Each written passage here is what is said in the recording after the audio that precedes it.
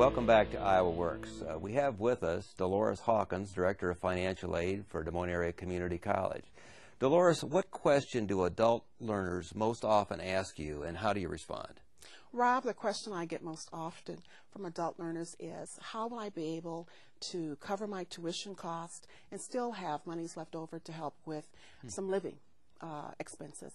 And what I tell them is, that's based upon, in terms of the amount of financial aid we give, it's going to be based upon their previous employment history and income.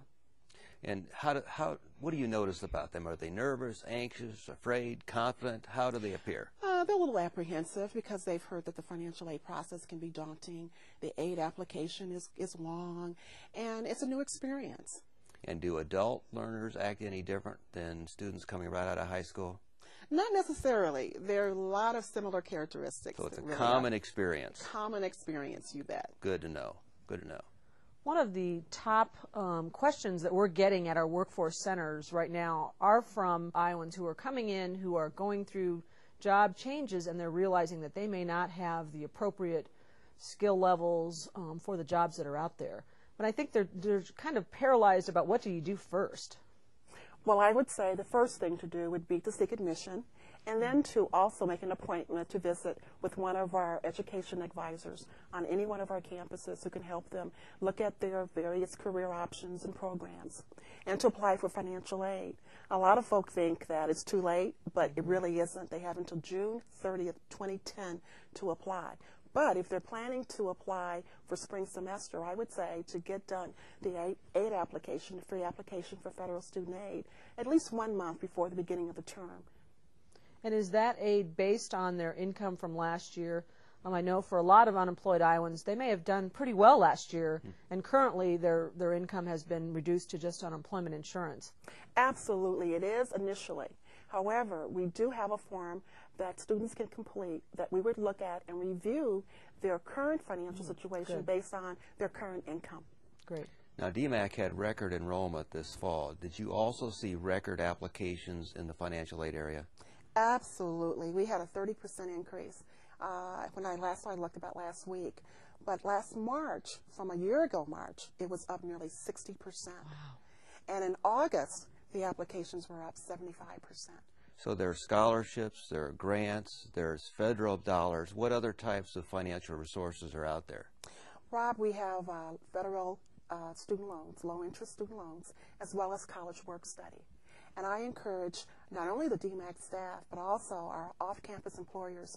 If they're looking for students to work, we want to partner with them to help create jobs for our students. Well, let's talk about that word that I hear so often, FAFSA. Yes. What is FAFSA? FAFSA is the free application for federal student aid, and it allows students, prospective and continuing students, to enter the financial aid process. And it's available online on our website. It's free, and it really isn't as intimidating as some folk think it is. It really isn't. But if I need help, who can help me fill it out?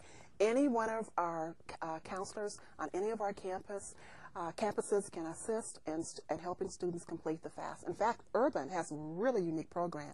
They call it FAFSA Fridays, where if students want help in completing the FAFSAs, they can certainly go, and there's assistance. On my campus, on the Ankeny campus, we are available all day, doing open hours to assist. So we're there, and there's really helpful instructions on our website as well. Great. So if someone who's unemployed doesn't have a computer or doesn't know how to work a computer, someone can assist them to get that application online? We do it every day. Okay, we do it every day. And also, the federal government is encouraging online applications, but if someone isn't comfortable filling out an electronic form, they can download the PDF file and still do it the old-fashioned way. That's good to know, because we're seeing some Iowans who just don't have the skill level for that even. Absolutely. So if I want to think about coming back to college, I shouldn't assume I can't afford it. I should assume that there are resources out there, and then come to you or one of the counselors to talk about all the options that are available. Absolutely, because I feel that many students are fearful. It's intimidating if they've been out of school for a while, and we're there to make them feel comfortable. And one way to do that is by providing good information. And also, if there aren't enough grants available, you'd mentioned low-interest loans. Are a lot of students taking advantage of those loans? Yes, they are.